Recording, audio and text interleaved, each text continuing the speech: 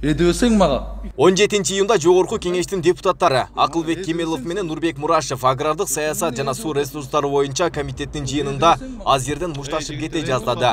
Кемелов министрлер кабинетинин төрагасы Улукбек Мариповго кайрылганы жатканда депутат Мурашев кесиптешинин регламентти сактап, оюн кыскартып айтууга чакырды. Ызаланган эл өкүлү Кемелов ордунан туруп Мурашевди көздөй басты. Сыйлан үчүн отурам мен бу жакта. Сыйласам басып кетет элем. Тезирээк сүйлөң болуңуз бүтүн. Мындай адвокат болбой отуруп алачы. Мен эч кимге адвокат эмесмин. Мен айтып коеюн, сиз тездетип басмаларда сүйлөңүз. Мага эдебесең мага.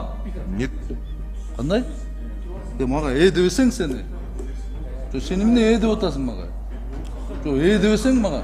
Жигиттер, токтоткула. Эдебесең деп атам. Сөзгө мага эдебесең деп атам. Сүйлөп атам, эйдеп атам. Не дейсиң? Эмне дейм? Эдебесең деп атам. Бұл видео социалдык тармактарга жайылып, колдонуучулар тарабынан дебе мени деп шакабага алынган. Учурда ар кандай пикирлер калтырылууда.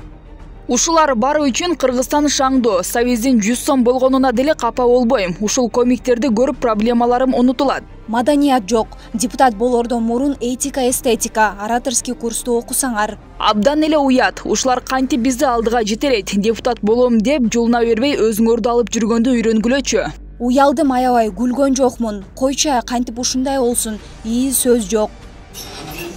Бардан, качан бошойт бек?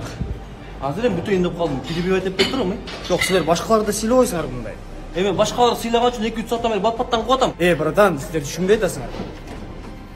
Дебей калмага, уктуңбу? Жок, мен деген жокмун. Дебей калмага. Жок, мен бирок мен деген жокмун.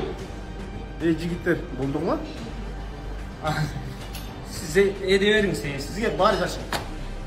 Ошентип эл өкүлү мынтип догурунганына Мариповду күнөөлөй салды. Бирок жогорку кеңеште болгон жыйындагы кайым айтышы муну менен токтоп калган жок. Министрлер кабинетинин төрагасы Улукбек Марипов акыркы кездери депутаттар кадрдык маселеге кийлигишип жатканын айтты. Мындан улам айрым эл өкүлдөрүнүн тапшырмасын аткарбаган Мариповго сын айтылып жатыптыр. Ушу ачык айтайын, ушу залда эл да уксунчу. 1-2 кадрды чечпедим. Эмоцияга берилди кээ бир жарандар, кээ бир коллегаларыбыз. Мына ошонун жыйынтыгы ушундай болот атпайбы? Анан бардык эле маселеге өкмөт күнөөлүү, туура, өкмөт ошону чечиш керек. Бирок кадр маселеде мен ачык кайрылып коеюн анда, кийлигишпесин анда бизге. Жоопкерчилик берип атасыңарбы? Кийлигишпесин анда эч ким.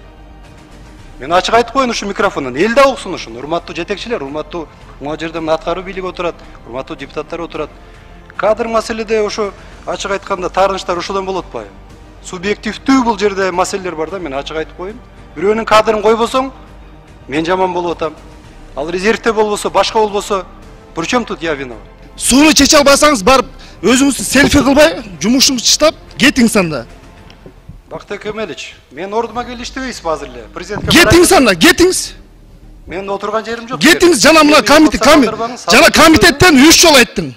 Мен кетем деп. Анда кет анда. Эл өкүлү болгон соң жөнөкөй жарандарга үлгү болуп, өздөрүн кармоону үйрөнүшү керектиги серепчилер тарабынан айтылат. Элитабыз деген депутаттардын мындай кылыктары көчөдө жүргөндөй көрүнүш калтырган. Депутаттардын деңгээли бир гана алардын элитасы эмес, буларды элита деген тууралуу сөз деле тийбейт буларга. Булардын деңгээли орусча айтканда ниже плинтуса түшүп кетти да. Депутаттар аерде отуруп кыргыз элинин көйгөйүн, кыргыз элинин муктаждыгын, кыргыз элинин тагдырын чечпей эле өздөрүнүн туугандарын койгон эле барышат турбайбы деген ойго келесиң да. Бул кече көрүнүп калды да. Ал эми депутаттардын кадр саясатына аралашканы туура эмес дешет. Анткени эл тарабынан шайланган депутаттар да өздөрүнүн жакындарын кызматка койгондон көрө өлкөнүн кызыкчылыгын биринчи орунга коюу керектиги айтылат.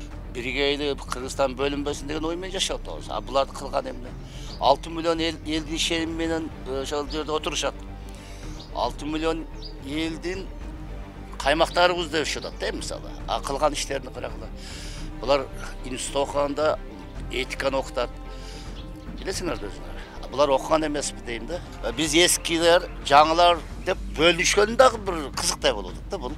Демек биз туура эмес адамдарды шайлап алган экенбиз. 6-чакырылыштын депутаттары кезек-кезеги менен ар кандай сөздөрү, кылык жоруктары менен коомчулуктун талкуусуна кабылып келет. Мындан улам парламенттик шайлоодо бул чакырылыштын эл өкүлдөрү кайрадан шайланып келбеши керек дегендер да бар. Айбек Исабеков, Замирбек Тойчубаев, Регион.